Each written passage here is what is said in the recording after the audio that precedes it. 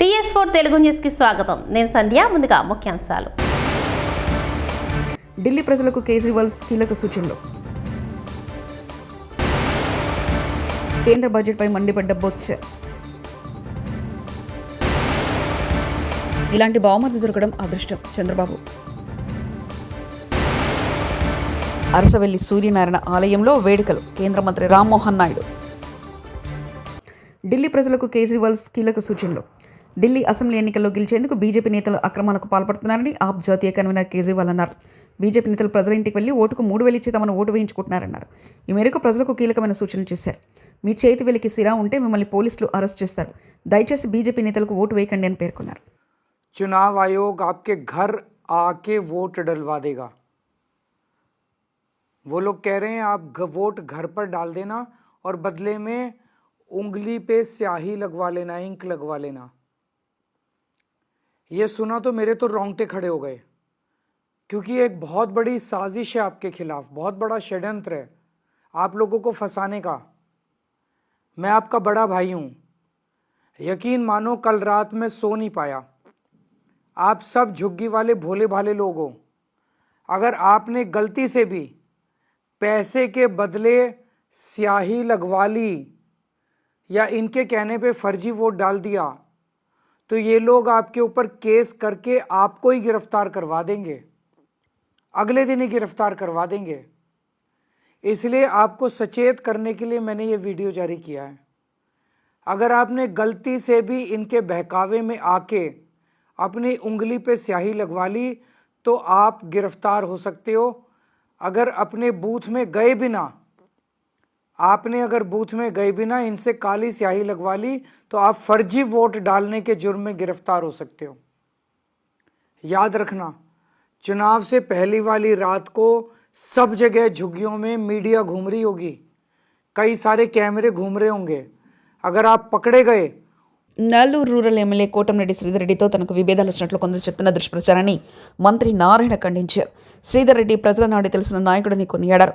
విజయవాడలో 40 కోట్ల పన్ను బకాయిలుంటే నెల్లూరులో 120 కోట్లు ఉన్నాయని వివరించారు. ప్రజలపై ఒత్తిడి లేకుండా వాటిని వసూలు చేయాలని అధికారులకు సూచించినట్లు చెప్పారు. చేస్తారు ఇప్పుడు కూడా దాన్ని వయా మీడియంగా ప్రజల నిరుపేదలకు ఇబ్బంది లేకుండా చేయాలా. నేను కమిషనర్ గారితో కూడా చెప్పాను. ఇప్పుడు ఏదైతే బోర్డు పెట్టారో అలా పోయేసి మరీ రూల్ పొజిషన్ కాకుండా మీరు 1-2-3 సార్లు వాళ్ళకి చెప్పండి. వాళ్ళని ఇబ్బంది పెట్టకుండా కట్టించాల్సింది కట్టించుకోండి, ఏదైనా చేయండి. ప్రజలకి ప్రత్యేకంగా నిరుపేదలకు యాక్చువల్గా ఇబ్బంది లేకుండా చేయమని చాలా క్లియర్గా చెప్పాను. శ్రీధర్ రెడ్డి చెప్పిన దాంట్లో కూడా తప్పు లేదు. నేను కమిషనర్ గారితో మాట్లాడా. టౌన్ ప్లానింగ్ డైరెక్టర్కి ఇక్కడ ఎవరైతే టౌన్ ప్లాన్ చేస్తున్నారో వాళ్ళకి, నుడా వాళ్ళకి, టౌన్ ప్లానింగ్ డైరెక్టర్కి నేను నిన్న కాన్ఫరెన్స్ తీసుకొని చెప్పాను.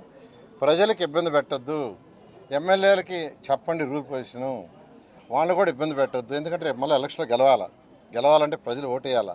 అట్టని జిగ్జాగ్గా ఇష్టం వచ్చినట్టు అడ్డదారులలో చేయొద్దు అని చాలా క్లియర్గా చెప్పాను. నేను శ్రీధర్ రెడ్డితో నిన్న కూడా మాట్లాడాను, ఇవాళ కూడా మాట్లాడుతున్నా. ఖచ్చితంగా ఆయనకున్న అనుభవం ప్రజల నాటి తెలుసు ఆయనకి. దానికి తగ్గట్టుగా at the same time rules రెగ్యులేషన్స్లో ఏదన్నా ఇబ్బంది ఉంటే ఆ రూల్స్ రెగ్యులేషన్లో చట్టంలోనే మార్పు తీసుకొస్తాం. శ్రీధర్ రెడ్డికి నారాయణకి అయిపోయింది వారని వారి రోజు మాట్లాడుకుంటున్నాం. రోజు ఉదయం సాయంకాలం మాట్లాడుకుంటాం. ఇప్పుడు ఆయనకి లోకల్గా ప్రాబ్లం వచ్చినప్పుడు ఎత్తుతాడు, తప్పులేదు.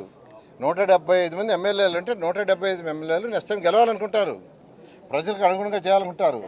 రూల్స్ రెగ్యులేషన్లో ఏదైనా తేడా వస్తే వాయిస్ రైజ్ చేస్తారు, తప్పులేదు. మంత్రులు ఉండేది ఏంటంటే మంత్రులు, ముఖ్యమంత్రి, క్యాబినెట్ ఉండేది దేనికంటే ప్రజలకు అనుగుణంగా అవసరమైతే రూల్స్ రెగ్యులేషన్స్ మార్చడం. నేను ఎందుకు మార్చాను? 18 రూల్స్ మార్చాను. భారతదేశంలో ఎక్కడా లేని విధంగా ఆంధ్రప్రదేశ్లో చేశాం. అరసవెల్లి సూర్యనారాయణ స్వామి ఆలయంలో రథసప్తమి ఉత్సవాలను వైభవంగా నిర్వహించేందుకు అన్ని ఏర్పాట్లు చేశామని కేంద్ర మంత్రి రామ్మోహన్ నాయుడు తెలిపారు. సూర్య నమస్కారాలతో రథసప్తమి వేడుకలు ప్రారంభమయ్యాయని 4,000 మందితో నిర్వహించిన సూర్య నమస్కారాల కార్యక్రమంలో ఎమ్మెల్యే గుండు శంకర్తో కలిసి కేంద్ర మంత్రి రామ్మోహన్ నాయుడు పాల్గొన్నారు. రథసప్తమిని రాష్ట్ర పండుగ నిర్వహించేందుకు ముఖ్యమంత్రి చంద్రబాబు నాయుడు అంగీకరించడం గొప్ప విషయమన్నారు. ఎన్నడూ లేని విధంగా రథసప్తమి ఉత్సవాల్లో హెలికాప్టర్ టూరిజంతో పాటు సాంస్కృతిక కార్యక్రమాలు నిర్వహిస్తున్నామని తెలిపారు. జిల్లా అరసవెల్లిలో వెలిసినటువంటి సూర్యనారాయణ భగవాన్ స్వామి వారి తాలూకా రథసప్తమి ఉత్సవాల కార్యక్రమం రాష్ట్ర పండుగగా నిర్ణయించిన తర్వాత చాలా గ్రాండ్గా 3 రోజుల కార్యక్రమం నిర్వహిస్తున్నాం.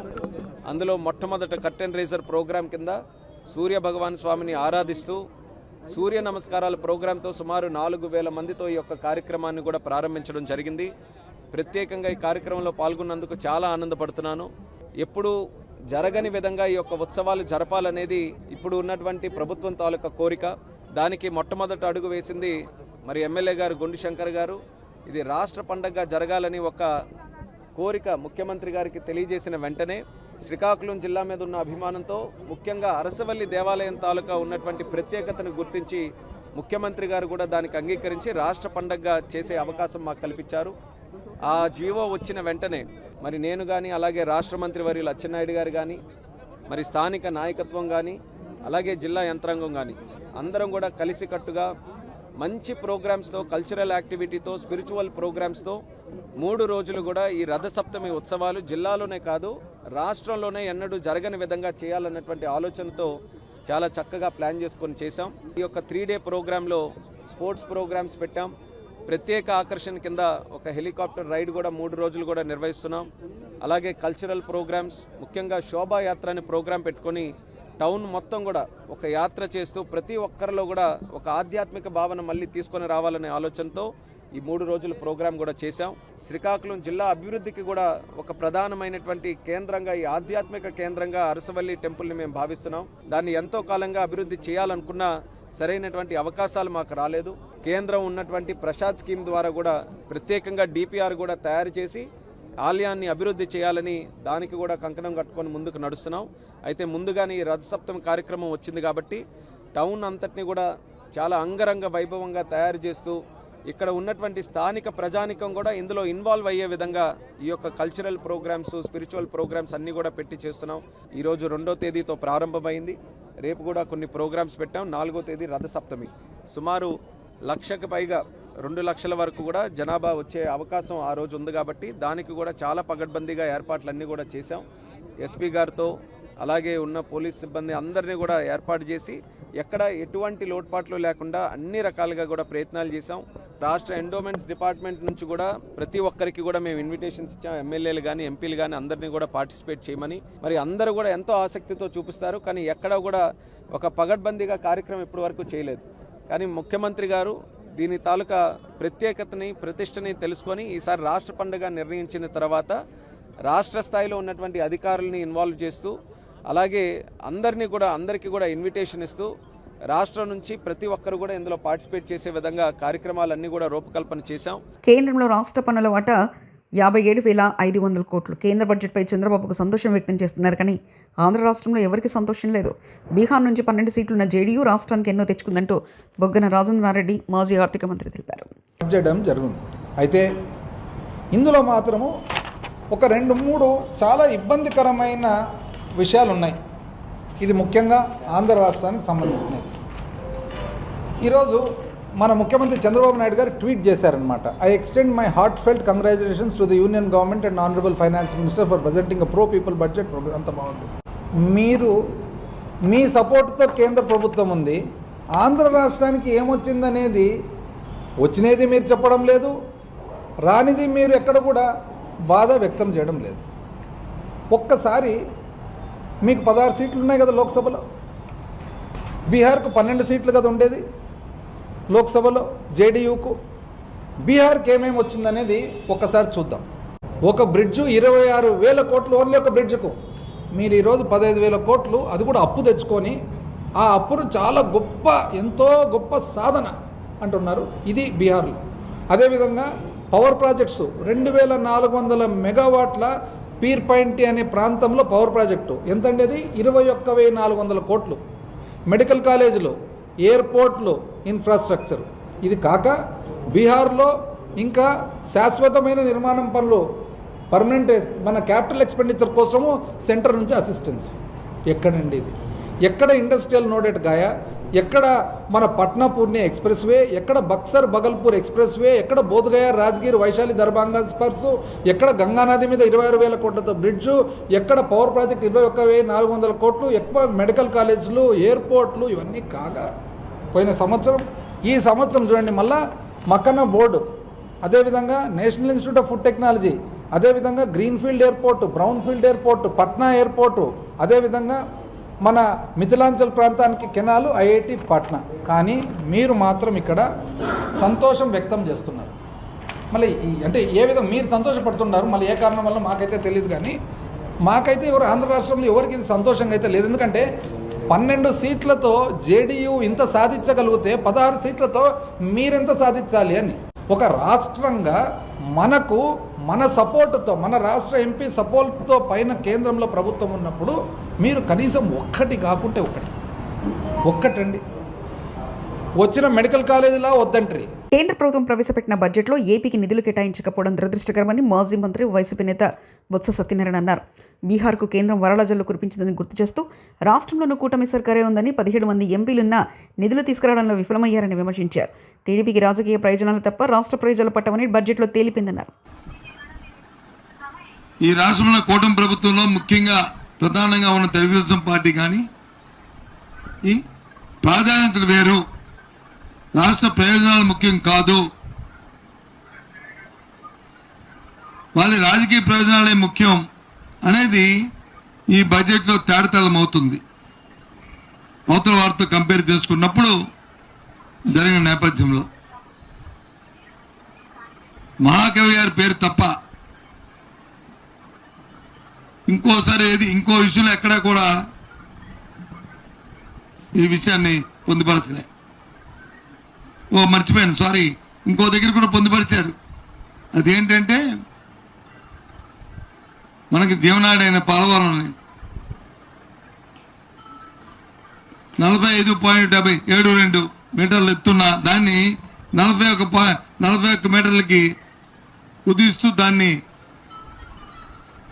నిధులు కేటాయించమని గొప్పగా చెప్పుకున్న నేపథ్యం కూడా జరిగింది. చాలా బాధాకరం ఆ మాటలు వింటుంటే.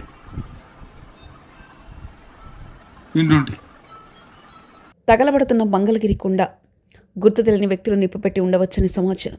ఎగువ నుండి దిగువకు వ్యాపిస్తున్న మంటలు కొండ దిగువన ఉన్న పూరిపాక వాసుల ఆందోళన.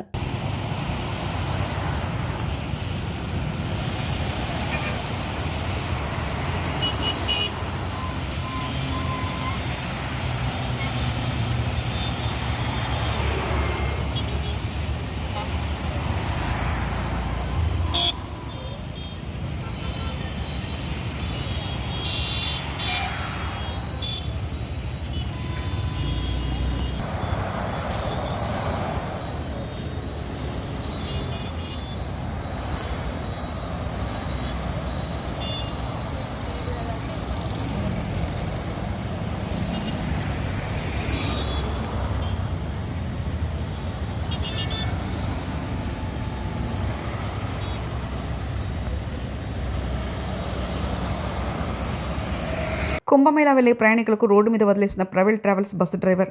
మైదీపట్నంలో బస్సు ఎక్కించుకొని మేడ్చల్లో బస్సు చెడిపోయిందని పక్క కాపీ పారిపోయిన బస్సు డ్రైవర్. దీంతో 3 గంటల నుంచి రోడ్డు మీదనే ప్రయాణికుల పడిగాపులు. పోలీసులకు సమాచారం ఇచ్చినా పరిష్కారం కాని సమస్య. న్యూ ధనంజయ ట్రావెల్స్పై కఠినంగా అధికారులు చర్యలు తీసుకోవాలని కోరారు ప్రయాణికులు. మేదీపట్నం దగ్గర ఎక్కించినారు అందరినీ. నేను హైదరాబాద్ నుంచే పొద్దున 8కి వెళ్లాల్సిన బస్సు ఇప్పుడు పేమెంట్ ఎంత చేశారు మీరు?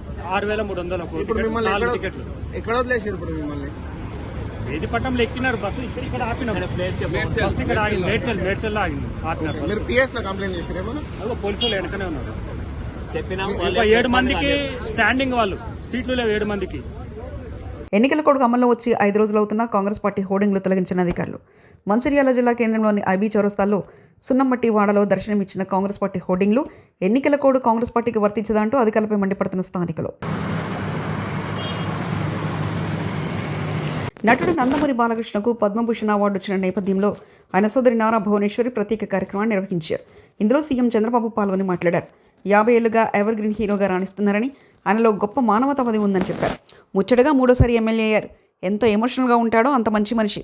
నాకు ఒక అద్భుతమైన బహుమతి దొరకడం నా అదృష్టంగా భావిస్తున్నానని చంద్రబాబు అన్నారు. పొలిటికల్ మీటింగ్కు అడ్డాగా Telangana police command control centre. Karimnagar, Nizamabad, Adilabad Congress MLC అభ్యర్థితో సమావేశం. ఢిల్లీ ప్రజలకు కేజ్రీవాల్ కీలక సూచనలు. కేంద్ర బడ్జెట్పై మండిపడ్డ బొత్స. ఇలాంటి బహుమతి దొరకడం అదృష్టం చంద్రబాబు. అరసవెల్లి సూర్యనారాయణ ఆలయంలో వేడుకలు. కేంద్ర మంత్రి రామ్మోహన్ నాయుడు. TS4 తెలుగు న్యూస్ ఇంతటితో సమాప్తం. చూస్తూనే ఉండండి TS4 తెలుగు ఛానల్.